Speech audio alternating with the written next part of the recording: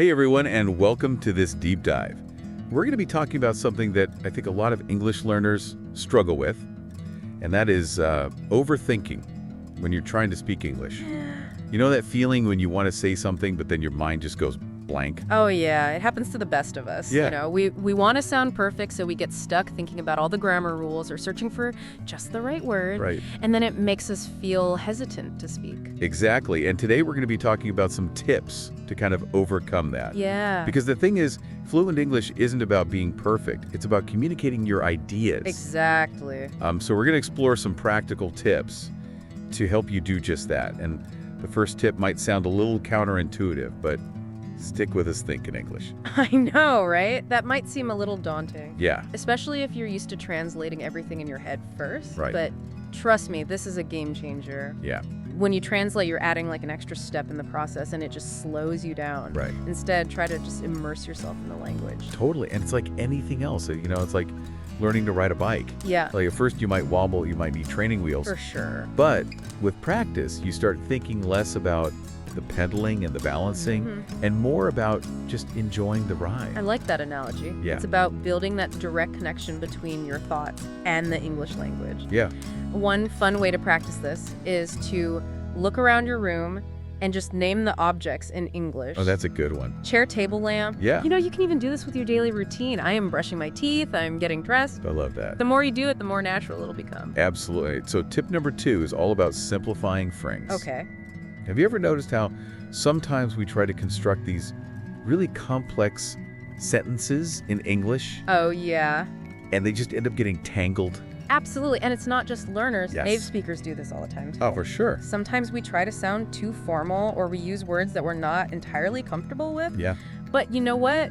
it's clear. Their communication often comes from using simple language. So true. Yeah. Instead of saying, I am unable to attend the meeting due to a prior commitment, Right. you could just say, I can't come to the meeting, I'm busy. Exactly. It's direct. It's easy to understand, Yeah. and it gets your message across. And it takes a lot less brain power. Exactly. Remember, the goal is to express yourself clearly, not to impress with like complicated vocabulary. For sure. Speaking of making things easier, let's move on to tip number 3. Right? Don't be afraid to use filler words. Filler words, Yes. these are the little phrases that we use to kind of fill in the gaps when we're thinking. Right, yeah. Yeah, so things like, well, let me see. Okay. Now, you might think that these make you sound less fluent. I do. Yeah, but actually they can really help you sound more natural. We really? Yeah, think about it. Okay, Even native speakers use filler words all the time. that's true. Yeah, and it gives us a moment to just kind of gather our thoughts without interrupting the flow of the conversation. Okay, that makes sense. Yeah. So instead of getting flustered when I can't think of a word, I could just be like, let me see. Exactly. Okay. And it sounds much more natural than a long, awkward silence. Right. And plus it shows that you're engaged in the conversation and you're thinking about what you want to say. That's a good point. All right, you ready for tip number 4? I'm ready. This one's all about practice. I bet I can guess this one practice makes perfect. You got it. Yeah. Consistent practice is the key to overcoming overthinking and building confidence in any skill, especially speaking English. But here's the good news. Okay. Practice doesn't have to be boring. Right. It can be fun, and it can be a part of your everyday life. So what are some fun ways to practice? Well, you can talk to yourself out loud, like we mentioned before. Just narrate your actions. Oh, yeah. It might feel a little strange at first. I do that all the time. But nobody's listening, so go for it. Yeah, that's a good tip. And you can also use voice assistants. Oh, like Siri or Alexa. Yeah, exactly. You can ask them questions, give them commands, and even have a little conversation with them. Right. It's a great way to practice your pronunciation and get comfortable with speaking English in a low-pressure environment. Yeah. And there are so many other fun ways to practice, like watching movies or TV shows in English with subtitles. Oh, yeah. You can listen to English podcasts or music. You can even find an online language exchange partner to practice speaking with. Those are great ideas. Yeah, the key is to make practice a regular habit. Yeah. Something that you enjoy and look forward to. I love it. So we've talked about thinking in English, keeping things simple, embracing filler words, and practicing consistently. Those are great. But before we wrap up this part of our deep dive, Yes. I think it's super important to address one more thing, and that's mistakes. Mistakes. Yeah, they are a natural part of learning any language, So true. even for native speakers. But sometimes I think we put so much pressure on ourselves to sound perfect I know. that we get scared to even open our mouths. Yeah, it's like we're back to that fear of riding a bike again. Right. If you're so worried about falling, you'll never learn to ride. Yeah, You have to be willing to wobble a bit, Yeah. to make mistakes, to get back up and try again. I love that. So how can we get more comfortable with making mistakes in English? Yeah, how can we? Well, first of all, remember that everyone makes mistakes. That's true. It's how we learn and grow. Yeah. Second, try to shift your focus from perfection to communication. Okay, what do you mean by that? Well, think about the purpose of language. Okay. It's about connecting with other people, sharing your thoughts and ideas, Yeah. and understanding different perspectives. Right. It's not about being grammatically perfect all the time. That's a good point. It's more important to get your message across Exactly. than to be perfect. And most of the time, people will understand what you're trying to say, even if you make a few mistakes along the way. Right. They're more interested in what you have to say than in how perfectly you say it. That's such a good point. So give yourself permission to be imperfect, Yeah, to experiment, to have fun with the language. love it. That's what makes learning English so rewarding. Yeah, so true. Well, we've covered a lot of ground in this first part of our deep dive, but don't worry, we'll be back in just a moment to explore even more strategies for overcoming overthinking and unlocking your confident English voice. Welcome back to our deep dive on overcoming overthinking in English. Before we took that little pause, we were talking about the importance of practice and embracing those inevitable mistakes. Remember, this shift in mindset from perfection to communication takes time. It's a journey, not a destination. I love that, a journey, not a destination. And like any journey, there will be moments of smooth sailing and moments of, rough seas. Yeah. Some days you'll feel super confident, other days you might feel a bit frustrated. That's perfectly normal. It's all part of the process. Yeah. The key is to keep practicing, keep learning, and keep moving forward, even if it's just one small step at a time. That's a great point. And remember what we said earlier, communication is the goal, not perfection. Yeah. We're not aiming to sound like robots. We're aiming to connect with people, share ideas, and express ourselves. Exactly. Think about it when you're listening to someone speak. Do you focus on every tiny little grammatical error they make? Or are you more interested in the content of their message, their emotions, their overall point? Right. You're right, I'm definitely more focused on what they're trying to say. So if I make a mistake while speaking English, it's probably not as big of a deal as I think it is in the moment. Exactly. Most of the time, people will understand what you're trying to say, even if you make a few mistakes here and there. And you know what else? Mistakes can actually be valuable learning opportunities. Oh, how so? Well, when you make a mistake and then you get corrected, it helps you to remember the correct way to say something next time. It's like a reminder that sticks with you. Yeah, that's true. I guess we shouldn't be afraid of mistakes. We should embrace them as part of the learning process. So we've talked about shifting our mindset, but what about some practical tips for actually overcoming that overthinking while we're speaking? Like, what can we do in the moment? That's a great question. One thing that can be really helpful is to slow down your pace. A lot of times when we overthink, we start speaking faster and faster because we're nervous or we're trying to get everything out before we forget. I do that. But that just makes it harder to think clearly. Right, so take a deep breath, slow down, give yourself time to process your thoughts. Exactly. And don't be afraid to pause between words or sentences. Remember, those pauses are perfectly natural and they can actually make you sound more confident and in control. Yeah, that's a good point. I've noticed that confident speakers often use pauses really effectively to emphasize certain points or to give the listener time to digest what they're saying. It's all about finding that comfortable rhythm in your speech. Absolutely. And here's another practical tip. Instead of trying to come up with the perfect word or phrase, just use the simplest language you can to express your idea.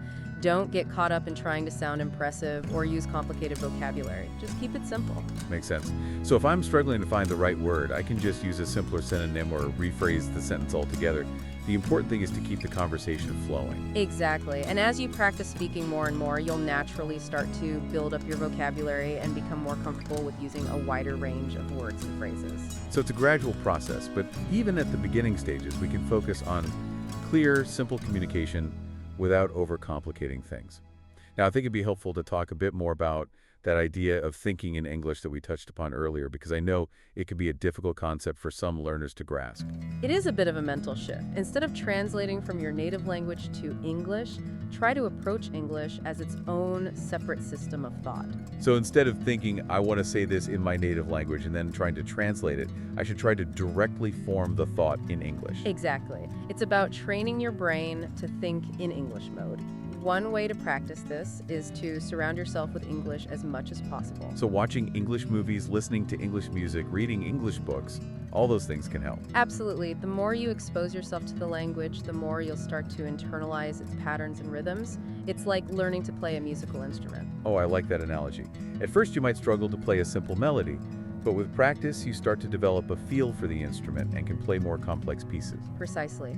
And just like with music, there are certain techniques that can help you train your ear and your brain to think in English. For example, pay attention to the sounds of English words and how they are pronounced. So listen carefully to native speakers and try to imitate their pronunciation. Exactly. You can also practice repeating words and phrases out loud to yourself. This will help you to internalize the sounds and the rhythm of the language. And as we get more comfortable with the sounds of English, we can start to focus on the structure of the language. That's right. Pay attention to word order, grammar rules, and sentence construction. Notice how native speakers put their sentences together. You can even try to imitate their sentence structures in your own speech. So it's about actively observing and absorbing the language, both in terms of sound and structure. It's like immersing yourself in a new culture. Yes, the more you immerse yourself in the culture of the English language, the more naturally you'll start to think in English. Now, I know we've talked about a lot of different strategies and techniques today. We have, but I think it's important to remember that everyone learns differently and at their own pace. That's so true. What works for one person might not work for another. The key is to find what works best for you and to be patient with yourself. And to remember that the journey of learning English is an ongoing process. There's always something new to learn and discover. So be curious, be open-minded, and most importantly, have fun with it. I couldn't have said it better myself. We'll be back in a moment to wrap up this deep dive into overcoming overthinking in English. Welcome back to the Deep Dive. We've been on quite a journey today exploring ways to overcome overthinking when speaking English.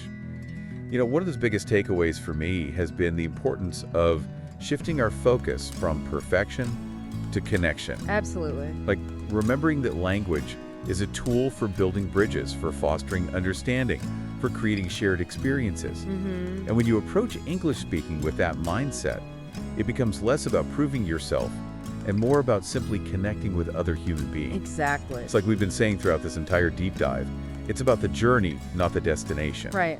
And just like with any journey, there will be bumps along the road. You might get lost, you might take a detour, you might even stall out a few times.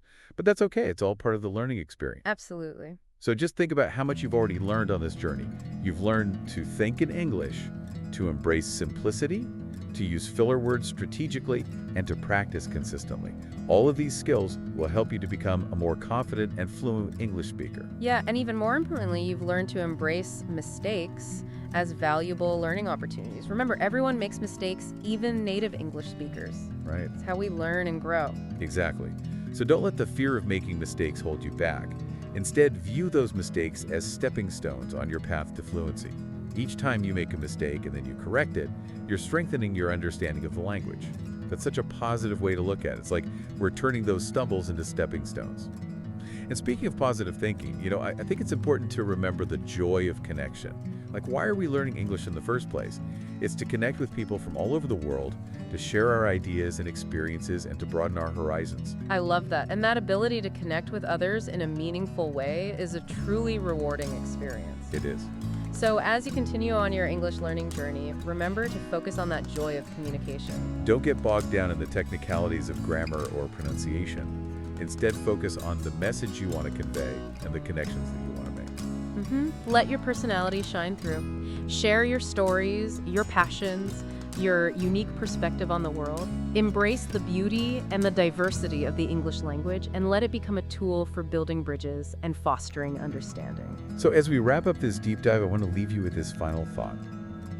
Be kind to yourself, be patient with yourself, and most importantly, have fun with the process. Learning English should be an enjoyable adventure, not a stressful chore.